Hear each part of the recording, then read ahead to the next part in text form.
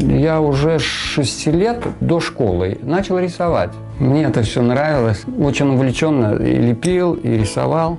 Началось это у соседей, потому что они были обеспечена семья, у них были карандаши, пластилин. И когда в школу пошел, на меня обратила внимание наша учительница в начальных классах ведет. И она сказала родителям: надо вашего сына отдать в изо-студию. Ну, знаете, в это время, в 4 классе, у меня появилось новое увлечение – музыка.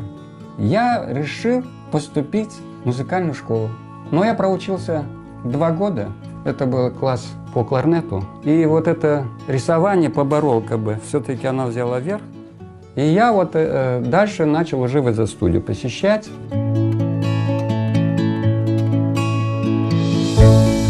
Это сейчас цветные карандаши. А когда черно-белая у меня графика, то карандаш у меня как игла. Она настолько острая, и у меня стоит чуть-чуть затупиться, я сразу же затачиваю, чтобы вот это острие постоянно было. Заточенным карандашом и какая-то другая энергетика, она к чему-то обязывает.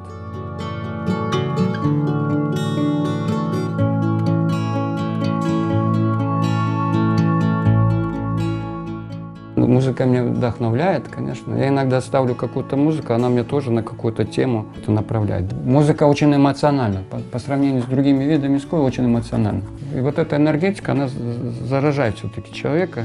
И хочется, думаешь, под эту музыку что-то создать.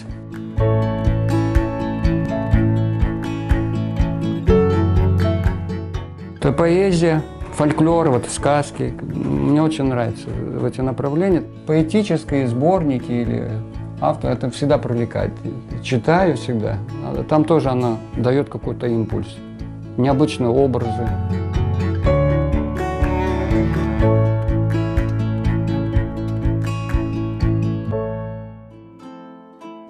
Я впервые увидел Крым в 92 году.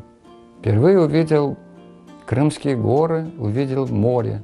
Море до этого не видел, никогда. Ну, не проходился вот так. Это для меня показалось такой бесконечно необъятный, чисто какой-то космос для меня оказался. Вот это чувство исторической родины, оно все-таки подпитывает. Ты знаешь, что вот твоя мама, папа родил, твои деды тут родились. Это все, вот каждый камешек этот родной.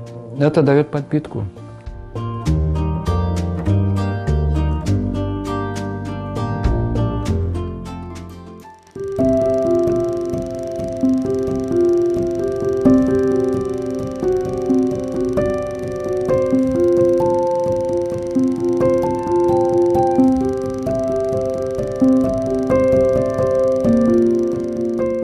Кино – это коллективная работа, и тут каждый вносит свою лепту. И должно быть согласие между режиссером, художником, композитором, оператором.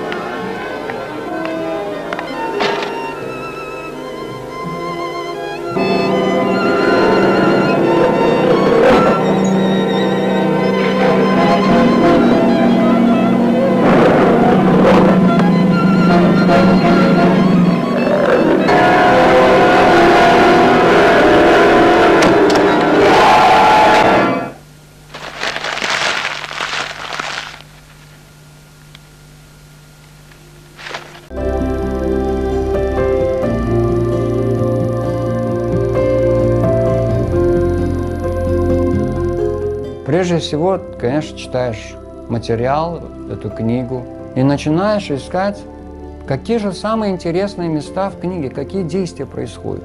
Книга – это тоже застывшая как фильм. Там идет действие. Выбираешь самые интересные моменты действия. Что же происходит с героем. Данная книга, она крымско-татарская народная сказка. «Не учен хорас ве таух бір күместе яшайлар». В нашей жизни она тоже как сказка, но в данном случае зла очень много, конечно. Но человек живет надеждами, лучшими намерениями. Но надо во что-то верить. А художник, он улучшает жизнь своими работами.